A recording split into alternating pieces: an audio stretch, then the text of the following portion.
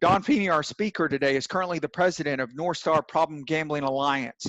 He's the Minnesota chapter of the National Council on Problem Gambler. He was a co-founder of the Alliance and has served on the board since inception in 2001. Don also served on the board of directors of the National Council of Problem Gambling from 2002 to 2016 and was president from 2011 to 13. More recently, he directed the creation of the National Councils of 2012 to 20 strategic plan, and from 1991 to 2017, he has served as research and planning director at the Minnesota Lottery, where he was responsible for the market research, policy analysis, and corporate social responsibility programs and strategic planning. He's previously worked with the Minnesota Environmental Quality Board, the State Demographer's Office, and Minnesota State Planning Agency, the Boston Housing Authority, and as a policy advisor to former Minnesota Governor Rudy Perpich. His research interests include the relationship between public opinion and gambling policy, public awareness of problem gambling, and gambling and popular culture. Don holds a master's degree in public policy from Harvard, a master's degree in statistics from the University of Minnesota, and a bachelor of science degree in applied mathematics from Brown University. That's pretty impressive, Don. But he's also won the NCPG Lifetime Achievement Award back in 2017, which we were speaking about a while ago, which is very impressive resume. I wanted to read through all that, Don. So we're happy to have you, and we're happy to have you speaking on today. So without further ado, I'll send it over to you, sir. Thanks so much, Robbie. You bet.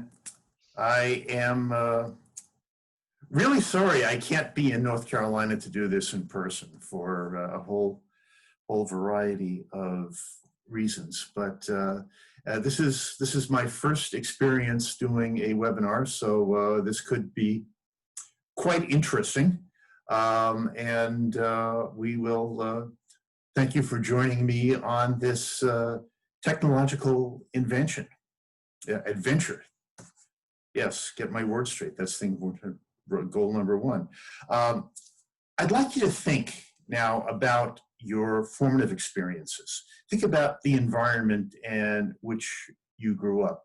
If you're a senior, and arbitrarily I'll say that's over 75, you likely grew up, if not during the Great Depression or World War II, then with these events very much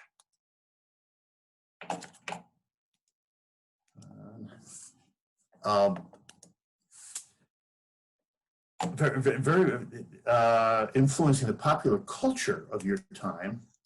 And more importantly, it's establishing the beliefs and behaviors that remained with you for the rest of my life. My parents grew up during the Great Depression, and it astounded me how much of the mindset of the Depression stayed with them into their 80s and early 90s. But if you are a baby boomer like me, on one hand, you grew up with the anything's possible attitude that surrounded the moon landing.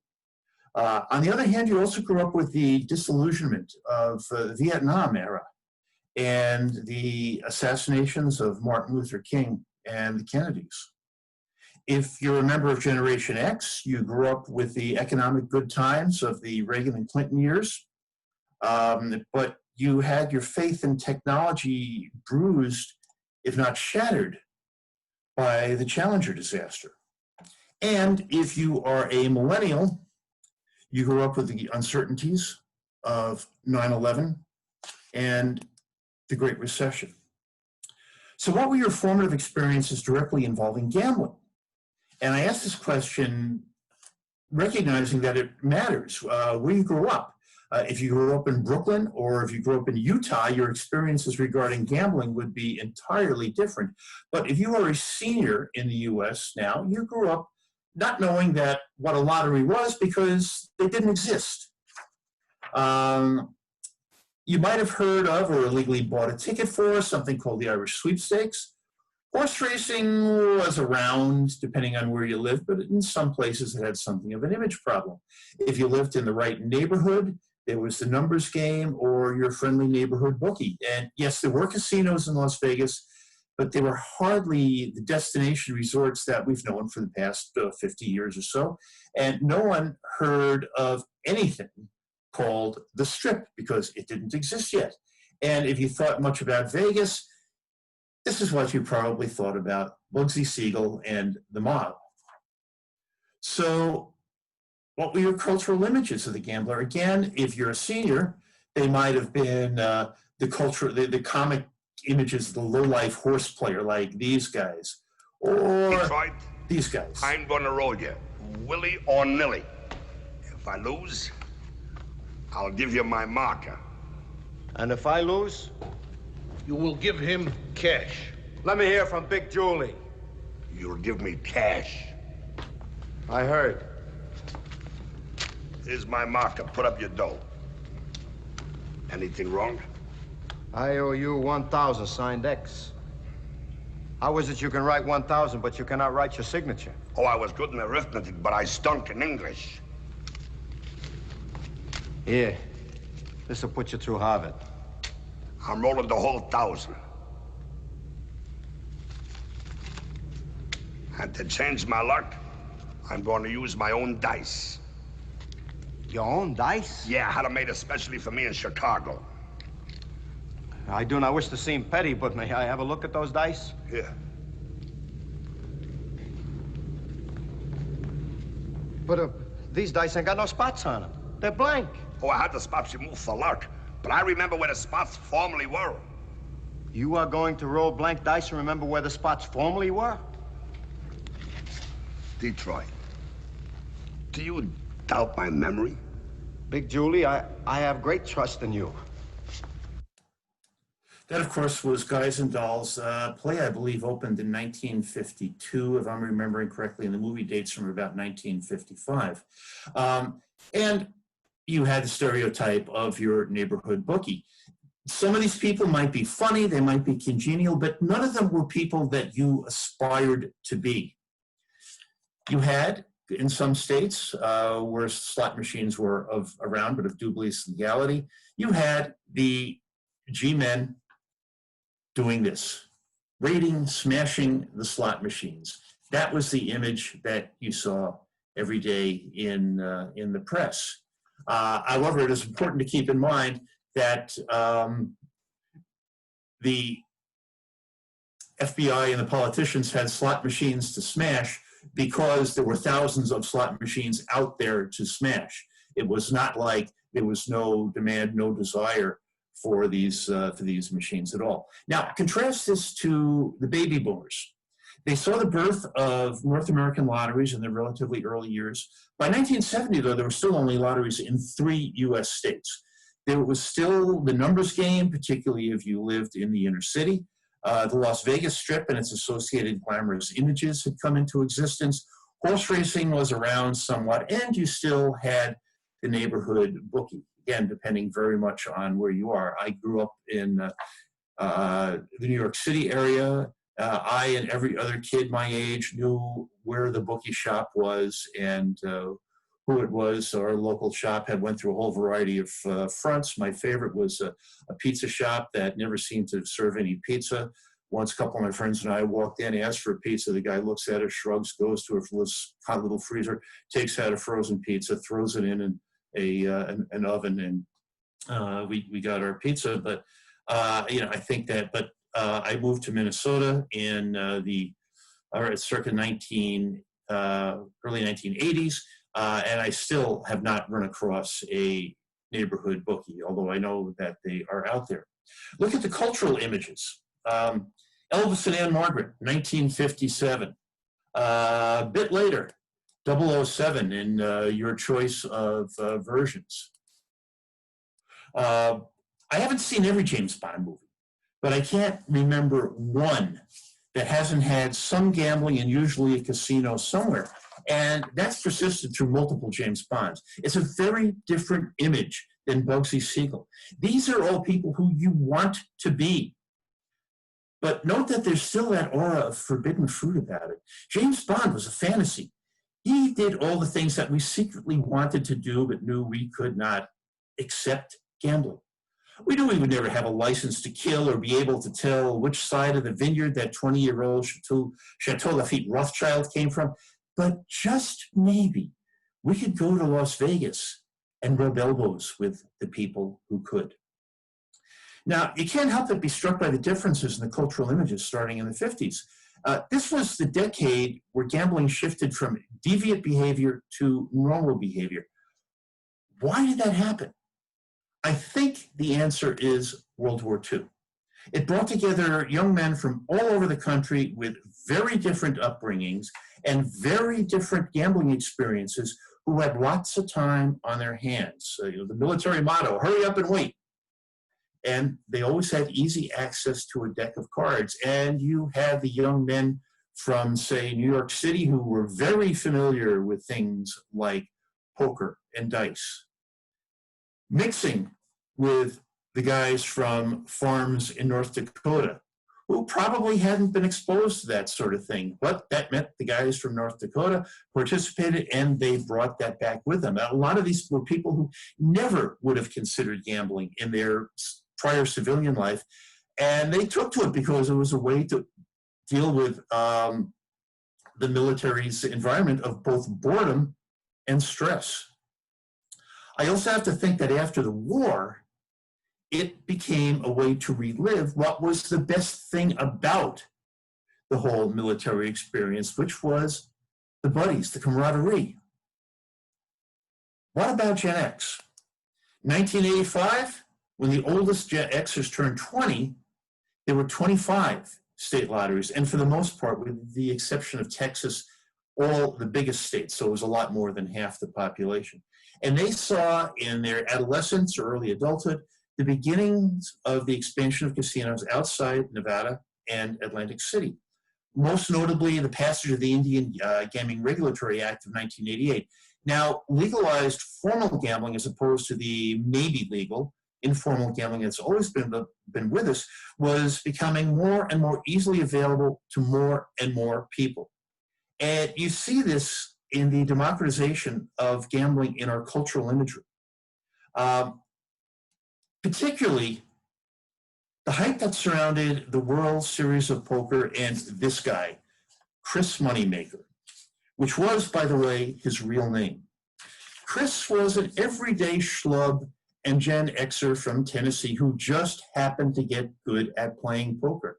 You know, you look at the image here. This is not Elvis Presley or James Bond.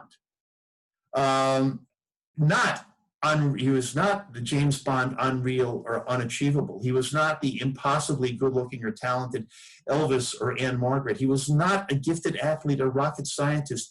He was someone you could identify with rather than only aspire to. And what this is indicative of is the end of gambling as forbidden fruit. It was with Gen X that gambling began to stop being a form of rebellion. It wasn't something you did to piss off your parents. It was something that you did because it looked like fun. While we're at it, let's look at how Gen X viewed Las Vegas. If I were here in person, I would ask you to fill in the blank, whatever happens in Vegas, and you would all say, stays in Vegas. Now, this is how you can tell this is a Gen X slogan and not a millennial slogan, because the millennial would say, what happens in Vegas goes on social media within the next 15 minutes. And speaking of the millennials, they came of age at a time when lotteries were almost universal. Casinos were not too far behind. Horse racing had pretty much disappeared from our consciousness, but for a variety of reasons, these traditional forms of gambling, quote unquote, some of which really aren't all that old, don't hold the same appeal to millennials as they did to Gen X and the baby boom. I mentioned earlier that for Gen X, gambling had lost much of its appeal as forbidden fruit. For millennials, it's even worse. Playing the lotteries, playing slot machines, it's what their parents did, and there is nothing worse you'd be doing than doing the thing that your parents did. In a 2015 survey that we took of Minnesota millennials, only 15% even agreed somewhat with the statement, I am a gambler. It's not how they saw themselves. And if you ask a millennial, as I did, to draw a picture of themselves, and next to it draw a picture of a gambler, you get something that looks like this. On the left, we have the gambler. He's 62 years old. Herb saying the table's hot. He's old, he's quiet. He's a smoker, and that's really interesting because every time I did this exercise with millennial, not every time, but almost all the time, they showed the gambler as a smoker. This is not a good thing from a millennial perspective. He's friendly, he's lonely. And here's Carter, 19 years old at the time, friendly also, funny, fun, active, no kids, not married. You can tell it's Minnesota because he's a hockey player and he's outgoing. And he's not a smoker. Whenever I did this, none of the millennials drew themselves as smokers. These images could not be more different from one another. And it's so clear that the gambler is not someone who you wanted to be seen as. Correspondingly, there aren't all that many cultural images of the gambler in media aimed at millennials. The one I'd cite is this one, The Hangover. Here, the gambler has once again become the comic figure, the lowlife, the person not like me, and who I do not want to be. We have come back to the 1930s. I'm going to show you two film clips here. One is a Gen X movie, and the other is a millennial film. The Gen X movie, it's a German film, which some of you may have seen, I suspect not most, called Run, Lola, Run. And the millennial film is, of course, The Hangover. In both of these cases, the heroes have to turn to gambling because they desperately need money. But as you'll see, they go about getting it in very different ways. And here is Run, Lola, Run.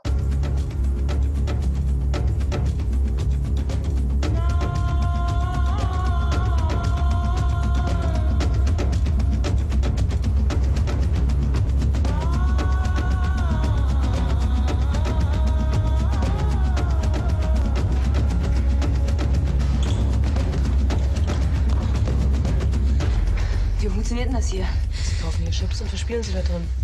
Okay. So kommen Sie hier aber nicht rein. Ich muss aber. 99,20 Mark. Was für Jetons soll es denn sein? Gibt's auch 100er? Da fehlt aber noch was. Bitte.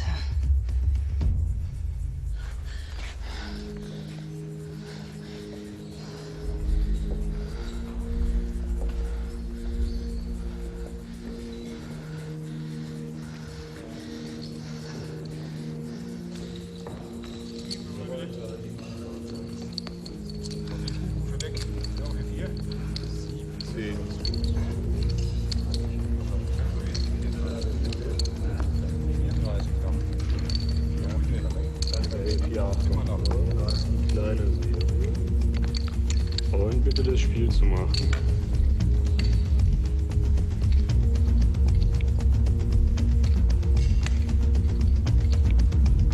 Ihre Einsätze bitte.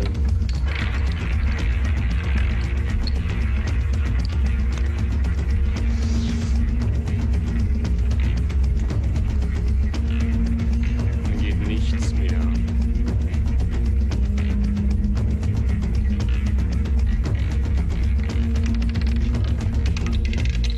20, Schwarzbären passt, nichts aus der Kleinen. And The Hangover. What are we gonna do? We are so fucked. Hey guys, did you find it? Nope.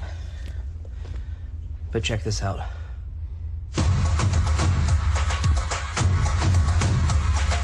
My flag boy and your flag boy, sitting by the fire. My flag boy, sitting your flag boy, I'm gonna set your flag on fire. Talking about Feeney, Aiko, Aiko, ane. Check him off, Fino, anane. Check him off, Finane. Check him off, Finane.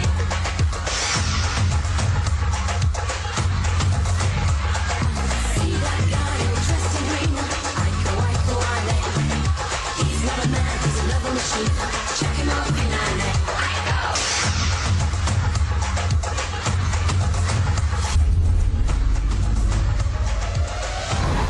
Change only 10,000. Hey, these seats taken? Feel free.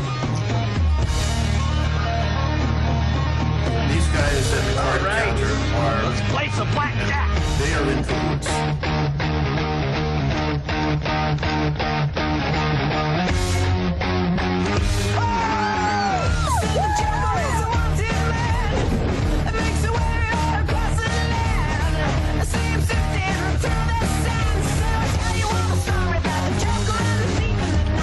That's it! Oh! Shut up, bitches!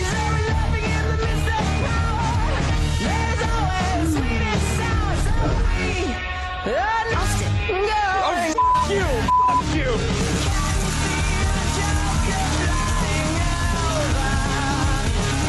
Splitting 5. Too many. I don't even know you, but I'm gonna tell you that's dumb. Yes! Hey, come on! He can't lose! He can't lose! I think the pit boss is watching him.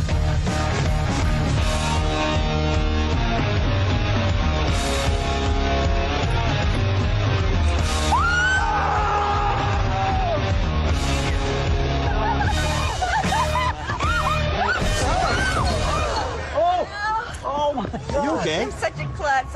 I get so nervous when I gamble. I'm so silly. Whoa, hold on a beat. Okay, let's just take it easy. This is my wife.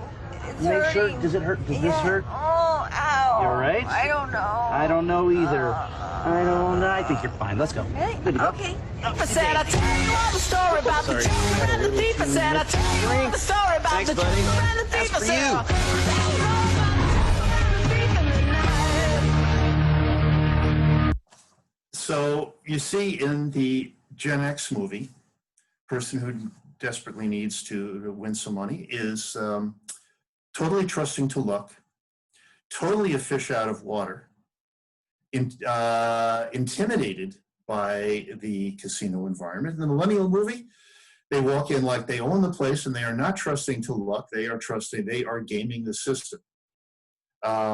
Very, very different image. It's also pretty obvious that the people who wrote The Hangover had no idea how card counting actually works, because it does not involve the sophisticated mathematics that they show there. What it involves is self-discipline to do it successfully beyond the reach of most normal human beings. Okay, I am a researcher by trade, and I would probably lose my researcher license if I didn't subject you to some actual charts showing actual data. Here is one that I think documents the end of gambling as a forbidden fruit. This was a survey taken in Minnesota, I want to say 2016. You see how much more likely seniors are than Xers or millennials to say they are opposed to gambling for moral or religious reasons. Now, I suspect if you had surveyed those same seniors 50 years before, that number would be even higher. There's still a third of them are morally opposed to gambling, even though they've had 50 years of legalized gambling to get used to the idea. And likewise, should all Minnesota gambling be outlawed? Well, it's still a minority with the seniors, but it's 1/5 of them, as opposed to only 7% of millennials figure thinking that way.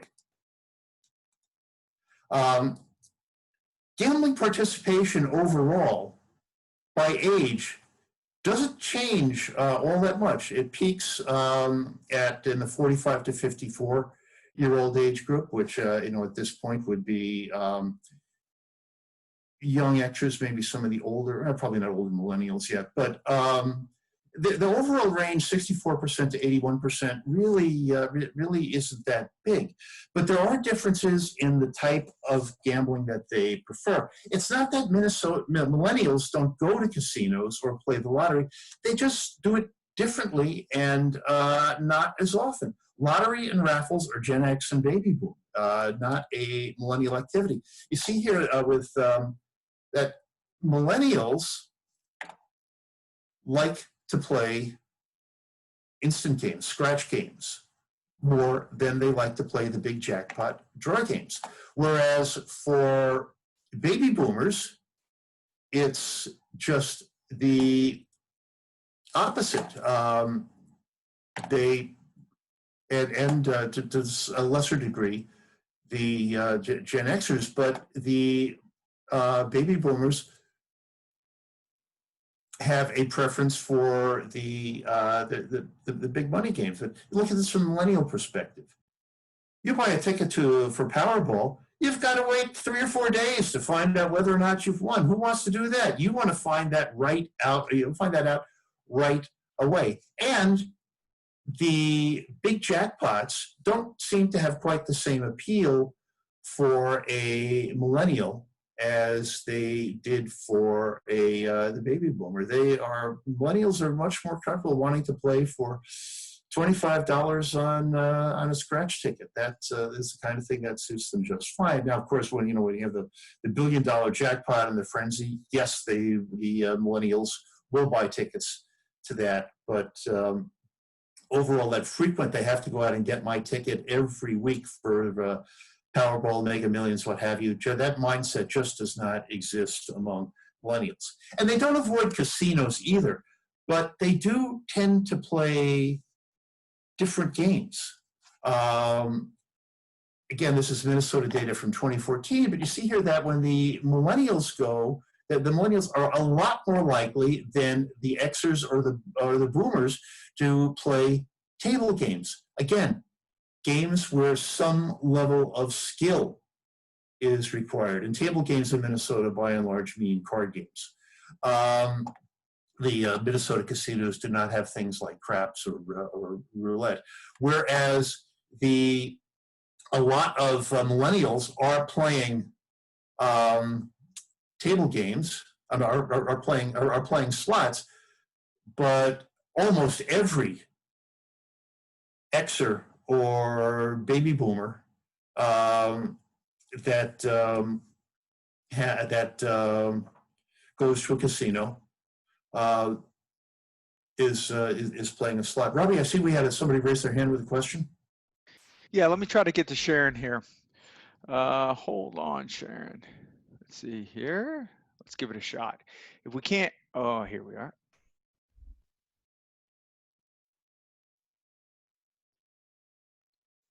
See, I'm having the same. Can you talk, Sharon?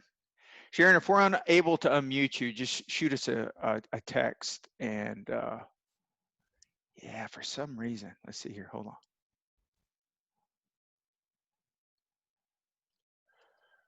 Yeah, Don, I'm sorry. For some reason, this thing doesn't it doesn't unmute. Okay. Yeah, yeah. Shoot us a text. Yeah. I'm just really hoping the question is that I can't hear a word you're saying. But can you hear me, Don? I can hear you just fine. Okay, I got you. No, I just tried to unmute her. Let me try one more time.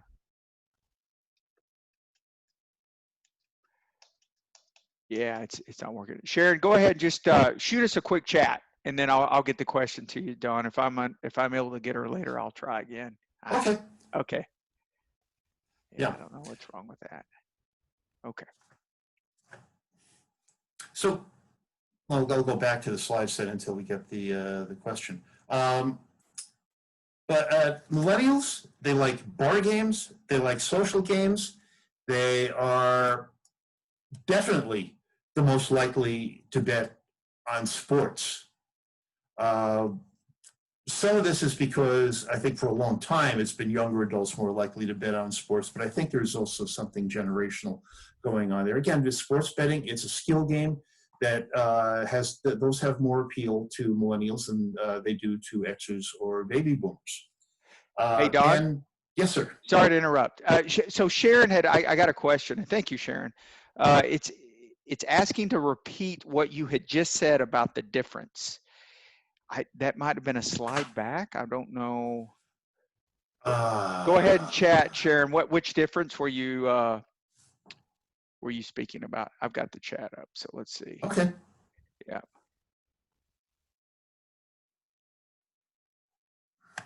I'm not hearing it. I don't know what difference she might be pointing towards. Well, when you get a second, Sharon, let us know what difference that you're referencing there. Yep. Okay. I'll let you get back to it, Don. And come on. They're also more likely to bet on fantasy sports and on the internet.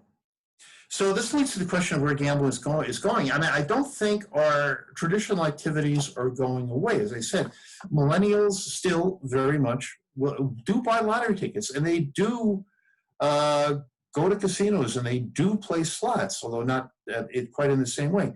But I do think activities will look quite different. This woman that is pictured here is gambling. And if I were doing this live, I would ask people, can anyone tell me what game she is playing? And most people would not. The answer is bingo. Purse bingo is a thing that I had not previously been aware of, but you go to a bingo hall, you serve wine, you have the prizes being things like designer handbags. That's a lot different from the church basement bingo game that many of us are used to. And what it points to is how traditional games are increasingly cast as part of a larger entertainment experience. Vegas has figured this out, that people are not just coming to gamble anymore, and you can't sell an entirely gambling experience. I think some other venues, other locations have had trouble dealing with this. What do millennials do at a casino? They don't go to gamble. They go to hang out with their friends, and maybe they do some gambling as part of the process. Even slot play is different. Nelson Rose, who some of you may know, he's a very, very prominent gaming law attorney. And he described this beautifully. He said, while millennials are still logged in with their frequent player cards, they stop gambling to text, talk with their friends, some of whom are always nearby, and of course, play on other games on their cell phones. In Minnesota, we have a racetrack that has done a very good job of figuring this out. They have decided that they can't survive just going with the heavy, serious horse players. So they now, in addition to horses, they run things like ostrich races and pig races. They made sure they upgraded their bar offerings so that they now have 20 local beers on tap, and upgraded their food menu so it's not just survival food that the serious horse racer would want to eat. And they are now quite profitable, amazingly enough, unlike the experience of horse tracks in most other parts of the country. For a millennial, you go to an entertainment destination of which gambling is a part, rather than going to gamble. But now we have new technology-enabled forms of gambling, the various forms of internet gambling, fantasy sports, and esports. Whether or not these new forms are going to be as ubiquitous as the older forms of gambling remains to be seen. Again, I just want to go back here and miss this. So look at bingo play by age. This is from a national survey that the National Council took November of 2018. You think of bingo as the granny game. It's the game that the seniors play, and it is not so. It turns out casinos are a really good bar game. And so you see the appeal here to the age groups most likely to go to bars, in particular that 25 to 34-year-old age group. Fantasy sports, so much more a millennial game, to a lesser extent Gen X, much more so than even than traditional sports betting. Maybe to get the pole, and he does. Manages to get the slow juke. He's going to try and turn it around. He tried to hammer one away. He might get the kill on Spirit. It could be a 1-1 and 2v1. No, he survives. He will get the kill, but again, it's the second dragon for SKT. It's just the objective trades. Okay, so at this point, I would ask the audience, what was that, and what was going on?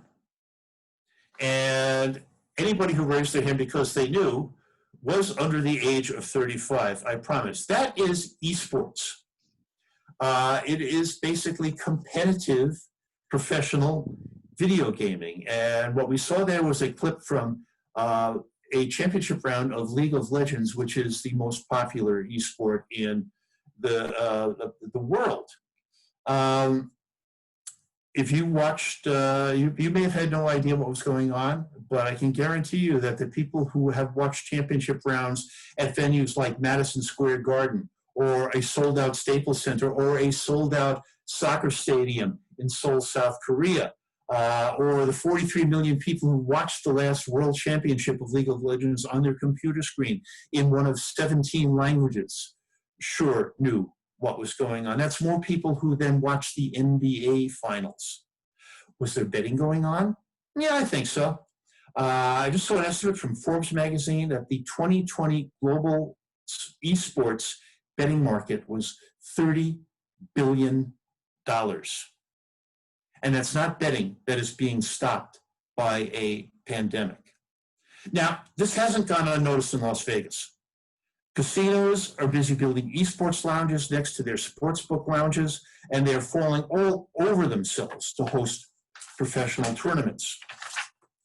The Nevada Gaming Commission has issued regulations for esports betting, which is an activity that differs in some very significant ways from traditional sports betting. And Vegas is busy trying to tap the millennial appetite for all sorts of competitive games. MGM Grand has a new area that they call Level Up, which is a video game term that a few of you might be familiar with. There's an artist rendition of it. I did go to visit it last year. I have to say I was not terribly impressed. They're also doing wagering on competitive video games rather than, they tried these skill-based slots. That did not work. It was hard to build in enough of a skill element that people would recognize, but that didn't result in the same people winning all the money all of the time, which you can't have in a casino setting. But you let two people go at competitive Pac-Man and put money on the outcome and have spectators be able to bet money on the outcome, and the casino's not at risk, and it's a tremendously popular activity. So you also see, along with different gambling behaviors, different generational attitudes relating to gambling disorders. Here we asked people, and again, this is coming from the National NCPG survey in 2018, do you agree that addiction to gambling is a lot like addiction to drugs or alcohol? And interestingly, older Americans were much more likely to see it that way than younger Americans. That's one third of millennials basically saying that no, they are not the same thing, which I think poses a bit more something of a challenge when it comes time to getting people into treatment, because if what you have, your problem is not an addiction, you're not going to go to an addictions counselor. However, they are more likely to see, younger adults are more likely to see that a traumatic event in your life could cause a gambling problem, as opposed to older adults who are maybe more likely to see it simply as a moral weakness. Millennials are a lot more skeptical about self-help groups, 12-step groups, being a necessary part of recovery. For seniors, they grew up at a time, or baby boomers, when really AA, if you had an alcohol problem, was really what was available out there. It was all that you knew. Millennials, on the other hand, the whole, let's sit in a group and say, hi, my name's Dave, hi, Dave, whatever, it's just not as appealing an image to them. And I think that getting a millennial to take part in a self-help group as part of their recovery is going to be a much harder sell than it is to an older adult. On the other hand, millennials are much less likely to agree than older adults that you can fix a gambling problem without treatment. Millennials do seem to think that some type of treatment is necessary. Now, what they envision that treatment as being, we don't know. It may well be something very different than an established treatment program. Millennials, however, are also much more likely to agree that controlled gambling is possible for someone with a gambling disorder. It's an idea that they are much more open to and conceivably might be much more likely to want to pursue as part of a treatment program. Okay, a few things that have nothing to do with gambling. First is diversity. We are talking about millennials as being, at this point, the most diverse group in history. The diversity index that you're seeing here is simply a measure where the numbers are the probability that if you take two people at random from a group, that they will be of the same racial/ethnic background. Or they will be of a different racial or ethnic background. I'm sorry. So for the silent generation, now for the most part, the oldest Americans, if you pick two of those two at random, there's only about a 1 in 3 chance that they will be of a different ethnic or racial background. However, for a millennial, there is a 70% chance. It is not quite certain, but close, that those two individuals selected randomly will be of a different racial or ethnic background. And that implies a very, very different outlook on racial issues and how you see diversity in general. It's a very, very different cultural norm. There's been an erosion of taboos, as you see here from this poll by generation of support for legalization of marijuana. This was from 2012. I suspect if I could find more recent numbers on this, this difference would be even more pronounced than it was then. Growing distrust of institutions. Millennials are much more likely to see themselves as politically independent and much more likely to be religiously unaffiliated than older adults. And not only do they distrust institutions, they distrust people. Only 19% of millennials agreeing that most people can be trusted. Okay, so what? I would argue that our models of gambling treatment and prevention were designed either by or for baby boomers. How well do these models serve us for people who have different cultural perceptions of gambling, who have different attitudes towards risk, and who gamble in different ways? Is a millennial willing to recognize that they can get in trouble for playing what Keith White, the executive director of the National Council, calls analog games, arguably not legally gambling? If they do, will they go to a gambling counselor? How about the shame and secrecy that goes with a gambling addiction? How differently do you have to deal with a senior raised in an era where there was shame and secrecy associated with the act of gambling itself, let alone problem gambling, than with a millennial who grew up in an era where you immediately share everything on social media? How willing is a millennial going to be to sit in a group session with a bunch of old farts who don't believe that they are at all alike? Might there be a place for age-specific support groups? Does it become more difficult to, say, set a limit and stick to it to a generation that doesn't carry cash? Will traditional face-to-face counseling have any appeal to a generation whose slogan seems to be, there's an app for that? And as you say, generations communicate in different styles. Seniors, how do we reach them? Broadcaster, cable TV, radio, print. Who do they trust? They trust authority figures. Baby boom, who do they trust? Experts, news. They're much more likely, however, than seniors to go with the internet. Gen X, TV sports. It's the one thing that you watch live.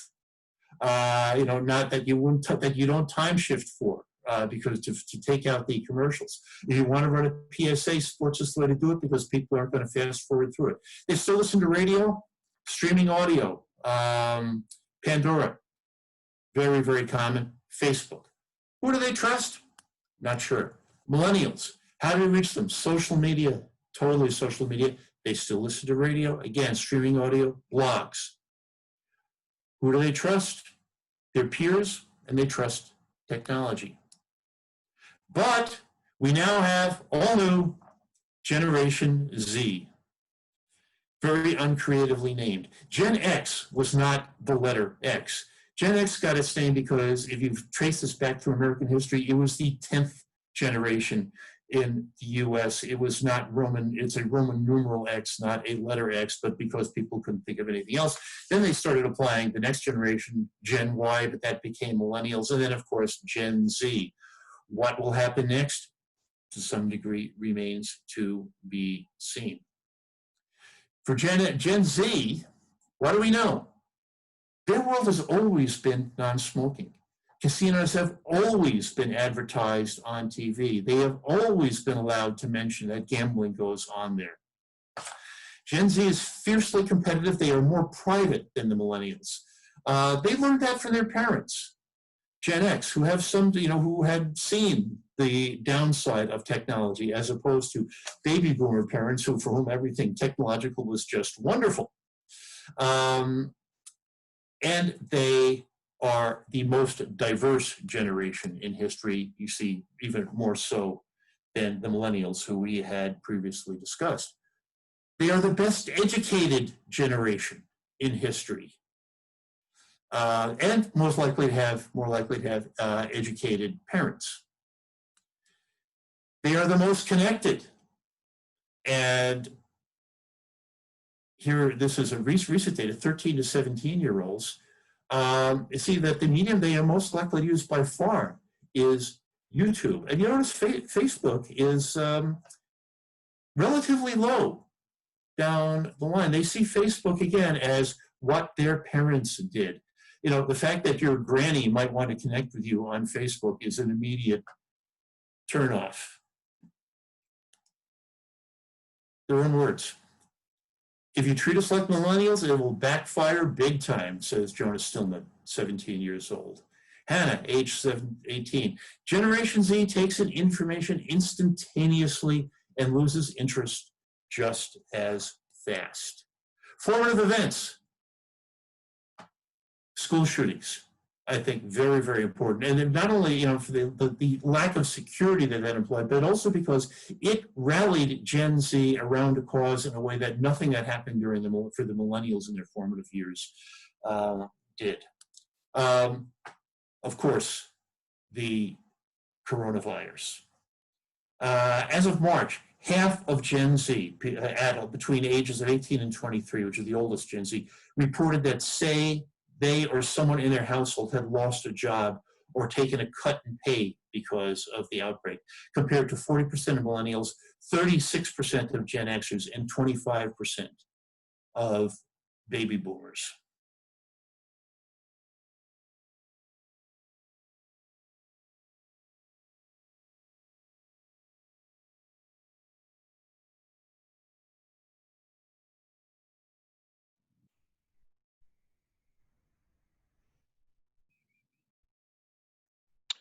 We might have lost Don. He went into lock mode there. Let's wait for a second to see if he rejoins us. He was bringing up some fascinating stuff. Hi, Carl. Yes, Trish, I think we lost him. I was loving this. I don't know about you guys. Great stuff that he came up with. Let's see what time it is. Yeah, we've got about 6 minutes. He was on a roll. Ooh, let's see. Did I lose you guys? Are you there? Chat me if you're there. Okay, I see you. Thank you. I'm having to think on my feet here. Yes, I think this was great, and I hope we get back to, maybe he can join us, maybe he can't. We've got 5 more minutes. I do want to say that this will be available on the UNC Behavioral Health website. So we'll get the slides. The recording will be on there as well. Probably even the better news is, as I'm thinking here, he's going to be speaking October 5th. So, maybe, he can continue what he was saying if he had some nuggets that he still wanted to get out in the last 5 minutes. I'm going to check my email here in a second. And I do want to say too, Sharon, I got your chat on those questions on the types of games you were asking. He might have already answered it, but you were wondering about between baby boomers, millennials, and Generation X, what were their games of choice as far as gambling? So I'll try to get that to him and see if we can get that answered, maybe for next time or what have you. Let me see. He may be trying to join us here again. From Barbara, what are the ages for millennials and Generation X? I know millennials was, I believe, 1980, born after 80. Gen X, which I am, which is easy for me anyways, 1965. I just made the cuss there from a baby boomer, although 81, thank you, Jennifer, 81 to 96 for millennials. For Gen X, it's 1965. I know that because I was born in 66, but I sometimes consider myself a baby boomer. I've got some facets of me that are old-fashioned. Yeah. But really good stuff. Stand by 1 second. Let me see if he's trying to get a hold of me, guys. But if you've got to go, I understand. We've got 3 more minutes left. Yeah, I'm not seeing them. Do you have any other questions? I can try to answer them. 1965 to what age? 1981, Barbara. Or, yeah, 1980, 1981. Yep. How about Gen Z? Jennifer, I'm looking at my chats here. That's what I was going to ask them. I know my niece, who is 16, is a Gen Z. What is the birth? Can you receive the generation ages again, please? Yes, Sonia. Well, baby boomers go back, gosh, they go up to 65. If you guys know the range of when they were born from. Gen X is 65 to 80, 81. And then, let's see here.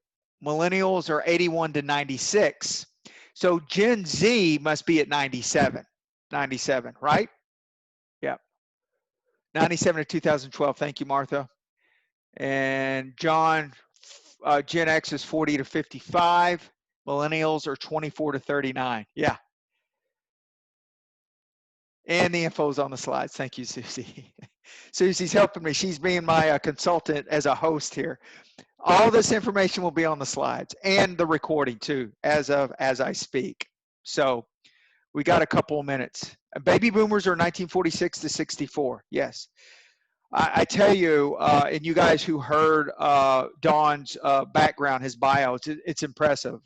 His education, from his education to what he's done, he got the Lifetime Achievement Award in 2017 from the NCPG. But what I will say is he's a researcher, so he had some really great data.